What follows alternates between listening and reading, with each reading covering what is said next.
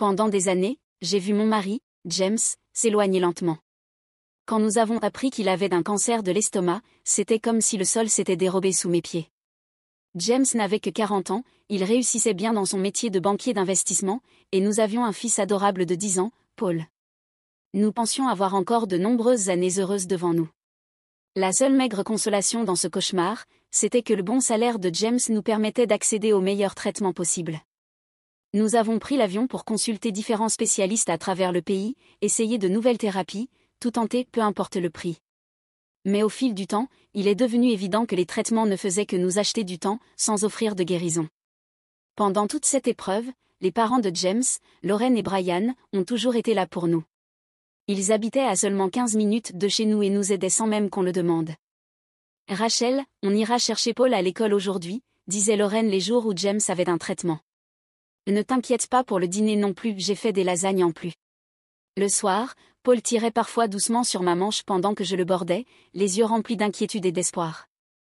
Maman, quand est-ce que papa va guérir, demandait-il. Je ne savais jamais quoi répondre. Comment dire à un enfant que son père est en train de mourir? Alors je lui caressais les cheveux et disais simplement, les médecins font de leur mieux, mon cœur. Mes propres parents, Christina et Jacob, c'était une autre histoire. Ils vivaient aussi près que les parents de James, mais c'était comme s'ils étaient à des kilomètres. Maman, tu peux aller chercher Paul à l'école aujourd'hui? James a eu une mauvaise réaction à la chimio et Lauren a un rendez-vous médical, ai-je demandé un jour. Oh Rachel, je suis vraiment désolée, m'a répondu ma mère, mais on a promis d'aider ta sœur à chercher un appartement aujourd'hui. Tu sais comment Jacqueline devient quand elle est stressée. C'était toujours Jacqueline. Ça avait toujours été comme ça, toute ma vie. Quand j'avais 7 ans, mes parents ne sont pas venus à la pièce de théâtre de l'école parce que Jacqueline avait un rhume. À ma remise de diplôme du lycée, ils sont partis juste après la cérémonie pour aller au gala de danse de Jacqueline alors qu'elle n'était qu'un membre du groupe, pas la danseuse principale. Avec les années, j'ai fini par m'habituer à être la seconde. James était devenu ma vraie famille, et ses parents me traitaient plus comme leur fille que mes propres parents ne l'avaient jamais fait. Alors, quand la santé de James s'est encore dégradée le mois dernier, je me suis préparée à la fin entourée des personnes qui se souciaient réellement de moi. La nuit où James est mort, je tenais sa main. Sa respiration s'était ralentie des heures auparavant, et l'infirmière en soins palliatifs m'avait dit que ça ne durerait plus très longtemps. Rachel, a-t-il murmuré, sa voix à peine audible, prends soin de Paul. Tu es la personne la plus forte que je connaisse. Ce furent ses derniers mots. Je suis restée là pendant des heures, toujours sa main dans la mienne, alors qu'elle devenait froide. Je n'arrivais pas à croire que l'homme avec qui j'avais passé 13 ans était vraiment parti. Lauren et Brian, les parents de James, sont arrivés à l'hôpital moins d'une heure après mon appel. Leur visage portait la même douleur que la mienne. On est là, ma chérie, a dit Lauren en me prenant dans ses bras. On sera toujours là. Ce soir-là, j'ai envoyé un message à ma mère, James est décédé ce soir. 1 heure plus tard, elle a répondu par 2 mots, c'est terrible. Aucun appel. Aucune question sur comment allaient Paul et moi. Aucune proposition de venir nous aider. Juste un bref message. Mais j'étais trop engourdie pour m'en soucier. Il fallait organiser les funérailles, réconforter mon fils, et essayer de recoller les morceaux d'une vie brisée. Les jours suivant la mort de James furent un flou, organiser les obsèques, signer des papiers, essayer d'expliquer à Paul que son père ne reviendrait pas à la maison. Lauren et Brian ont tout pris en main. Ils passaient les appels quand je n'en étais pas capable, et restaient avec Paul quand je ne trouvais pas les mots pour répondre à ses questions. J'avais l'impression de me noyer. Les pompes funèbres avaient besoin de réponses sur la cérémonie. Des proches appelaient pour demander le chemin. Et je devais encore aller chercher un costume pour Paul. Je n'avais pas dormi plus de 3 heures d'affilée depuis le décès de James. Il faut que je demande à mes parents de garder Paul, ai-je dit à Lauren alors que nous étions assises à la table de la cuisine, entourées de cartes de condoléances. Toi et Brian faites déjà tellement. J'ai conduit Paul chez mes parents, répétant mentalement ce que j'allais leur dire. Quand nous sommes arrivés, ma mère a ouvert la porte, en manteau, son sac à main à l'épaule. Elle avait l'air sur le départ. Rachel, ce n'est pas le bon moment, dit-elle sans même nous inviter à entrer. On s'apprête à sortir. Maman, s'il te plaît. Ce n'est que pour quelques heures. Il faut que je termine les préparatifs pour les funérailles, ai-je supplié. Ça fait des semaines qu'on a prévu ça, ajouta mon père en se plaçant à ses côtés. On ne peut pas l'annuler maintenant. Avant que je ne puisse dire quoi que ce soit d'autre, ils sortirent tous les deux et fermèrent la porte à clé derrière eux. Il faut vraiment qu'on y aille, dit ma mère d'un ton ferme. Je suis sûre que tu trouveras quelqu'un d'autre. Ils sont allés jusqu'à leur voiture et sont partis sans même dire au revoir à Paul, qui restait là, silencieux, blessé et confus. J'ai appelé mon amie Isabella, qui a tout de suite accepté de le garder. Après avoir déposé Paul chez elle, je n'ai pas pu m'en empêcher, je suis passée devant la maison de mes parents sur le chemin du retour. Les lumières étaient allumées, et la Mazda rouge de Jacqueline était garée dans l'allée. Alors c'était ça, leur fameux plan, ai-je murmuré en lâchant un rire amer.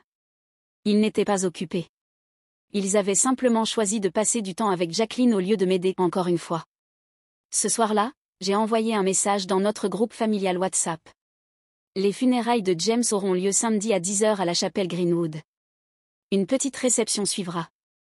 J'ai vu les coches de lecture apparaître à côté des noms de mes parents et de Jacqueline. Personne n'a répondu.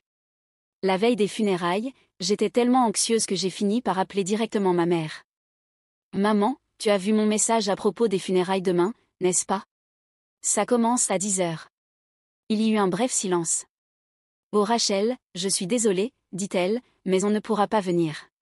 Jacqueline a réservé une table chez Alio pour fêter sa promotion. C'est à midi, et on a déjà confirmé notre présence. » J'ai failli laisser tomber le téléphone. « Maman, ce sont les funérailles de James. James, celui qui vous a aidé à réparer votre toit quand il s'est effondré il y a 4 ans. James, qui fait partie de notre famille depuis plus de 11 ans. » C'était il y a longtemps, Rachel, répondit-elle d'un ton glacial. Il faut se concentrer sur les vivants, pas les morts. Jacqueline a besoin de notre soutien en ce moment.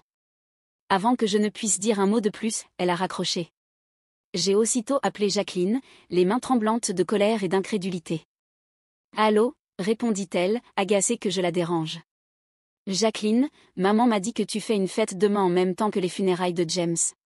Tu ne peux pas la décaler un peu, au moins pour qu'il puisse venir à la cérémonie ? » « Hors de question, dit-elle en riant. Je ne peux plus changer la réservation. Tout le monde a déjà confirmé. Et cette promotion, c'est important. Ce n'est pas comme si je pouvais bouger un enterrement, ou peu importe. » « Un enterrement ou peu importe ? » dis-je, la voix tremblante. « Jacqueline, mon mari est mort. James, l'homme qui a payé toute ta scolarité à l'université. » « C'était il y a longtemps, répondit-elle. Écoute, ma promotion est plus importante qu'un enterrement. Des gens meurent tous les jours. Puis elle a raccroché. Je suis restée dans la cuisine, le téléphone à la main, totalement sous le choc. Un instant plus tard, mon téléphone a de nouveau vibré. C'était un message de ma mère. Arrête de mettre la pression à ta sœur. Sa célébration est plus importante qu'un enterrement. Elle a travaillé dur pour cette promotion. Le jour des funérailles de James était ensoleillé et lumineux, ce qui ressemblait à une ironie cruelle, vu à quel point je me sentais brisée à l'intérieur. La cérémonie fut simple et belle exactement comme James l'aurait voulu. Il n'aimait pas les choses voyantes. La petite chapelle était remplie de personnes qui tenaient vraiment à lui, amis, voisins, collègues, et surtout, sa famille. Pendant l'éloge funèbre, j'ai parlé de la gentillesse et de la générosité de James. J'ai raconté à quel point il aimait profondément Paul. Paul était assis entre Lorraine et Brian, serrant leurs mains en pleurant doucement. Après la cérémonie, beaucoup de gens sont venus me dire des mots gentils et m'offrir leur soutien. Quelques-uns m'ont demandé où étaient mes parents. « J'étais surpris de ne pas voir tes parents », m'a dit un ancien camarade d'université de James. « Ils sont malades ? » Ils avaient autre chose de prévu, ai-je répondu froidement, ne voulant pas m'étendre. Lorraine a remarqué mon malaise et a vite changé de sujet, orientant la conversation loin de mes parents. Ce soir-là, après le départ de tout le monde, je suis restée seule dans le salon, entourée de cartes de condoléances et de bouquets de fleurs. La maison semblait douloureusement silencieuse sans James. Le silence faisait mal. Mon téléphone a de nouveau vibré. C'était un message de Jacqueline. « J'espère que les funérailles se sont bien passées. Maman a posté des photos de ma fête, j'ai été promue cadre supérieur. Aucune compassion. Aucune mention de James. Juste un message sur sa fête, rempli de smileys et d'émojis de célébration. » Je n'ai pas répondu. J'ai simplement éteint mon téléphone et suis montée voir Paul. Il dormait profondément, serrant dans ses bras l'ours en peluche que James lui avait offert pour son dernier anniversaire. Je me suis glissée dans le lit à côté de lui, trouvant un peu de réconfort dans le doux rythme de sa respiration. La semaine suivante, j'avais l'impression de marcher dans un nuage. Tout semblait lourd et flou. Lorraine et Brian passaient tous les jours. Ils apportaient à manger, emmenaient Paul au parc et m'aidaient à trier les affaires de James. Mes propres parents n'ont pas appelé. Pas une seule fois. Ils ne se sont pas renseignés sur Paul, ne m'ont pas demandé comment j'allais. Rien. Une semaine après les funérailles, j'ai reçu un appel de l'avocat de James, Maître Eric. Madame Turner, dit-il avec bienveillance, il est temps d'examiner le testament de James. Il avait tout prévu avec soin. Seriez-vous disponible demain après-midi? J'ai accepté et j'ai appelé Lorraine et Brian pour les inviter. James les avait inclus dans son testament, et je savais qu'il aurait voulu qu'ils soient présents. Le lendemain, M. Eric arriva à exactement 15 heures. Il portait une mallette en cuir et arborait un air sérieux, mais lorsqu'il vit Paul, son expression s'adoucit. « Ton père parlait tout le temps de toi », dit-il à Paul en lui serrant doucement sa petite main. Il était très fier de toi. Nous nous installâmes tous dans le salon, moi, Paul, Lorraine et Brian, prêts pour la lecture. Je ne m'attendais à aucune surprise. James et moi avions parlé de ses volontés à plusieurs reprises, alors je pensais tout savoir. Mais au moment où M. Eric s'apprêtait à commencer, la sonnette retentit. « Tu attends quelqu'un d'autre » demanda Lorraine, l'air perplexe. « Non » répondis-je, tout aussi étonné, et j'allais ouvrir la porte. Je faillis la refermer aussitôt quand je vis qui se trouvaient là, mes parents et Jacqueline, tous trois sur le perron avec des mines faussement attristées. « Qu'est-ce que vous faites ici » demandai-je d'un ton sec. « On a entendu parler de la lecture du testament » dit ma mère en essayant de jeter un coup d'œil à l'intérieur. James n'était pas un étranger pour nous. On a le droit d'être là. Le droit, répétai-je, choqué. Vous n'êtes même pas venu à son enterrement. Et maintenant, vous pensez avoir le droit d'être ici? Mon père s'éclaircit la gorge. Allons Rachel, ne ressassons pas le passé. On est juste venu te soutenir. Me soutenir, dis-je en ricanant amèrement. Elle est bien bonne, celle-là. Avant que je puisse les arrêter, ma mère entra doucement en me contournant, suivie de mon père et de Jacqueline. Nous sommes de la famille, dit-elle fermement, comme si cela lui en donnait la permission. Je restai figée, stupéfaite par tant d'audace, ils entraient comme si de rien n'était. Quand nous rejoignîmes le salon, les visages de Lorraine et Brian se durcirent dès qu'ils virent qui était arrivé. « Qu'est-ce qu'ils font là » murmura Brian. De retour dans la pièce, je tremblais de colère. « Aucune idée » répondis-je en essayant de rester calme, mais je ne vais pas faire de scandale devant Paul. Monsieur Eric, toujours professionnel, haussa un sourcil et dit. « Pouvons-nous commencer la lecture du testament ?» Mes parents et Jacqueline s'installèrent sur le canapé en face de Lorraine et Brian. Paul s'assit à côté de moi dans un petit fauteuil. La pièce était emplie d'une tension palpable. Moi, James Brandon Turner, saint d'esprit, déclare ceci comme étant mon testament, commença M. Eric en lisant un document officiel. James avait tout organisé avec un grand soin. À ses parents, il laissait 300 000 $ pour les aider à profiter de leur retraite et les remercier d'avoir toujours été présents pour nous, et pour lui durant sa maladie. On ne s'y attendait pas, murmura Lorraine, la voix tremblante. Brian lui serra la main, retenant ses larmes. Puis vint la partie principale. À moi, James laissait notre maison, 2 appartements en ville dont j'ignorais même l'existence et 500 000 $ d'économie. Ces appartements génèrent de bons revenus locatifs, expliqua M. Eric. James les a achetés comme investissement il y a 4 ans. Je restais là, abasourdi. James avait tout planifié avec tant de soin pour s'assurer que Paul et moi serions à l'abri même sans lui. Pendant que l'avocat continuait la lecture, je remarquai le visage de ma mère changer. D'un air vaguement compatissant, elle passa à un regard nettement intéressé. Jacqueline se redressa soudainement, écoutant attentivement. Lorsque M. Eric termina, ma mère applaudit des mains. « Eh bien, c'est une excellente nouvelle, n'est-ce pas? Rachel, tu es plutôt à l'aise maintenant. » Un silence pesant tomba dans la pièce. Lorraine et Brian la fixaient, horrifiés. « Je veux dire, » poursuivit ma mère, complètement insensible à l'ambiance, « avec 2 appartements et tout cet argent, tu peux aider la famille. Jacqueline a du mal avec son loyer, n'est-ce pas ma chérie? » Jacqueline hocha rapidement la tête. « Oui, c'est vraiment cher de nos jours. Et tu as 2 appartements qui ne servent à rien. » Je n'en croyais pas mes oreilles. James n'était même pas encore parti depuis longtemps, et ils étaient déjà après son argent et ses biens. « Tu devrais donner un de ces appartements à Jacqueline, dit mon père comme si c'était la chose la plus naturelle du monde. Pourquoi aurais-tu besoin des deux, de toute façon? Je me levai lentement, les poings serrés. Vous êtes sérieux, dis-je, la voix tremblante. Vous avez séché les funérailles de James pour aller à une fête. Vous m'avez ignoré, Paul et moi, pendant une semaine. Et maintenant vous débarquez sans y être invité, juste pour réclamer ses biens? Rachel, voyons, dit mon père d'une voix calme et condescendante, ce n'est pas le moment d'être égoïste. Tu es seule maintenant, mais tu as tout cet argent. Tu devrais le partager. Égoïste, répétai-je, la voix montant. Je ne suis pas seule. J'ai Paul, dis-je, la voix ferme. Et tout ce que James a laissé servira à son avenir. Chaque centime sera utilisé pour lui offrir la meilleure éducation, les meilleures chances dans la vie, tout ce que James ne pourra plus lui donner, parce qu'il est parti. Je regardai mes parents et Jacqueline. Ils échangèrent un regard, puis regardèrent Paul, et pendant un instant, je vis quelque chose dans leurs yeux qui me glaça, une forme de jalousie. Tu es ridicule, lâcha ma mère. Jacqueline a besoin d'aide maintenant, pas un enfant qui n'ira même pas à l'université avant des années. Un enfant, dit Brian d'une voix tranchante. C'est ton petit-fils. Et son père vient de mourir. Le visage de ma mère vira au rouge. Ne me dis pas comment traiter mon propre petit-fils, répliqua-t-elle sèchement. Nous faisons partie de cette famille bien avant toi. Et pourtant, vous n'avez jamais montré le moindre intérêt à en faire vraiment partie, répondit Lorraine, glaciale. Nous sommes là tous les jours depuis des semaines pour aider Rachel et Paul, pendant que vous les ignoriez. Assez, dis-je, élevant la voix, à bout de patience.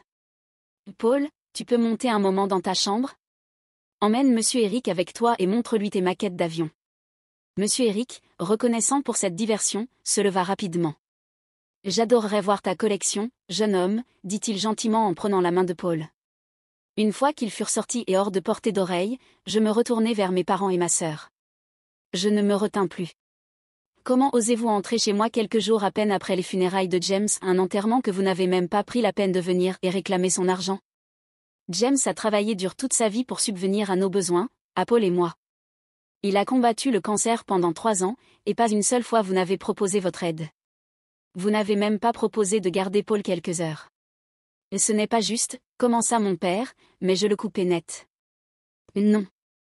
Ce qui n'est pas juste, c'est que James ait dépensé des milliers de dollars pour réparer votre toit quand il s'est effondré lors de la tempête il y a 4 ans.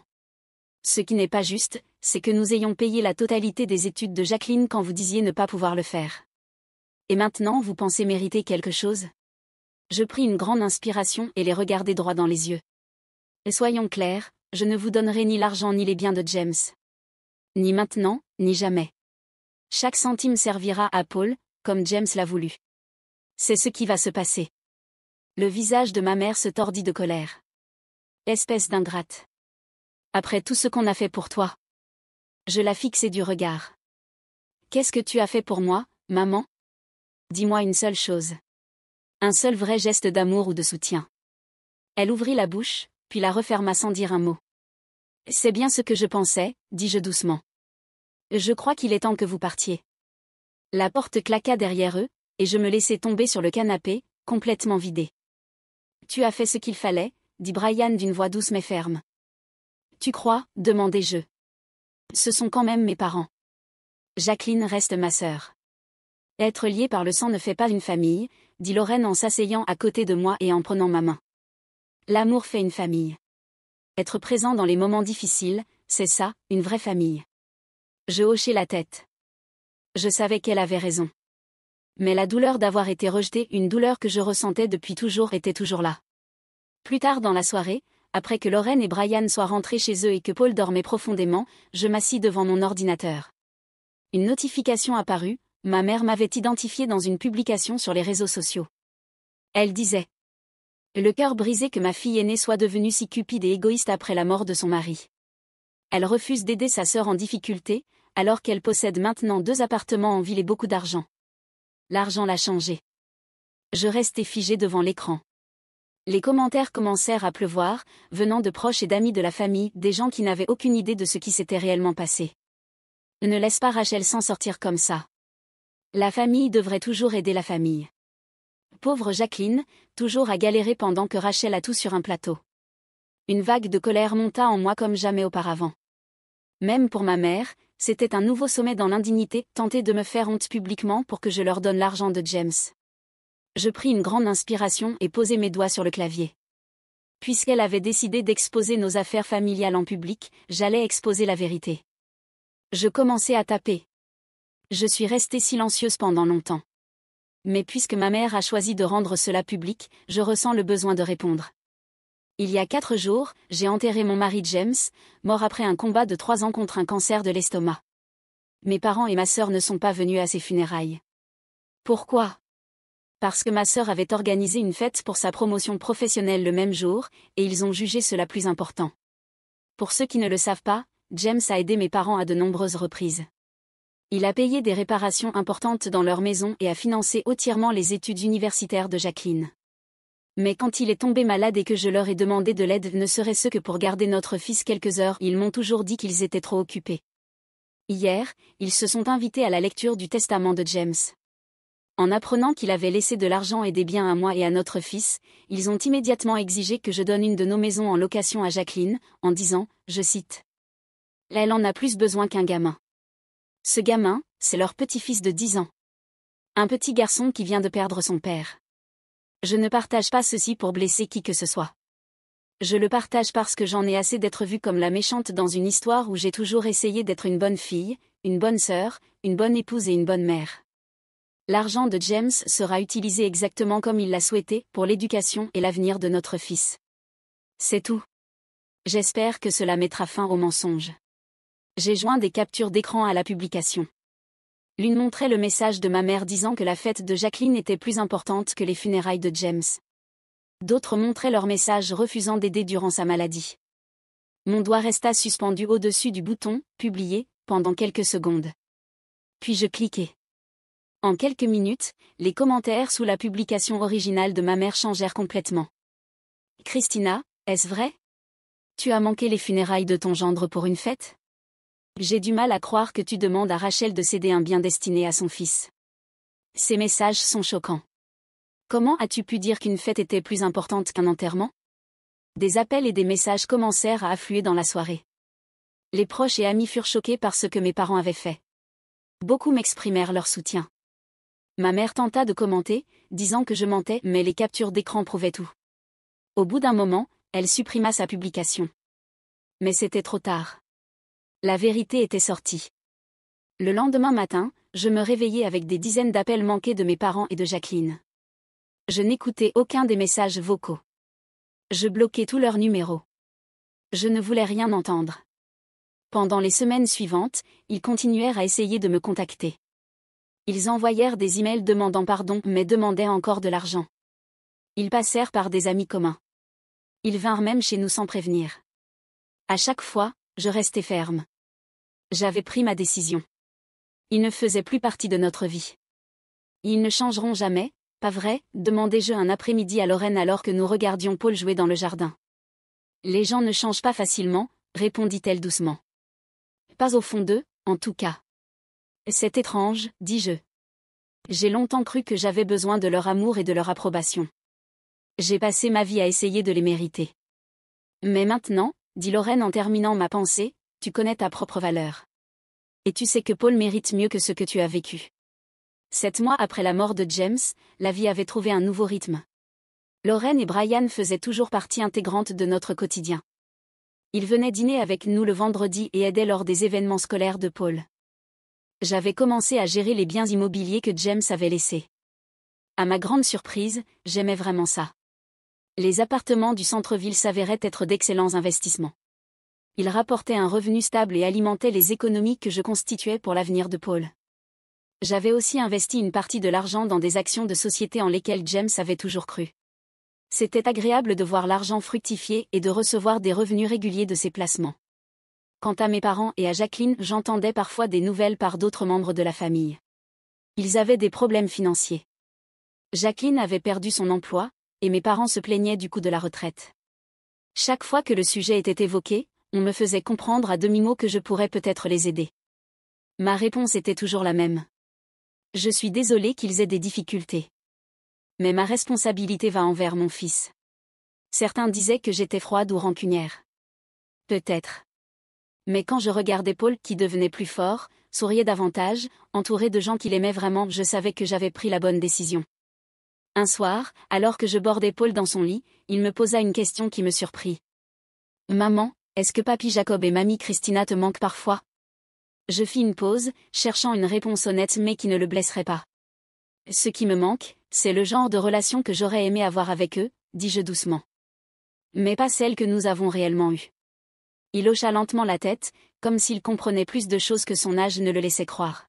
« Je suis content qu'on ait mamie Lorraine et papy Brian. »« Moi aussi, mon trésor, dis-je en le serrant dans mes bras. »« Moi aussi. » Certaines personnes ne comprendront jamais pourquoi j'ai coupé les ponts avec la famille dans laquelle je suis née.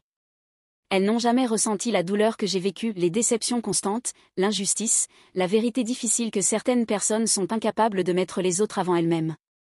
Mais moi, je comprenais. Et surtout, j'avais brisé ce schéma. Paul grandirait en sachant qu'il est aimé, respecté et soutenu. Il serait entouré de gens qui prouvent leur amour par des actes, pas seulement des mots. Des gens présents quand ça compte vraiment. Des gens qui n'attendent rien en retour.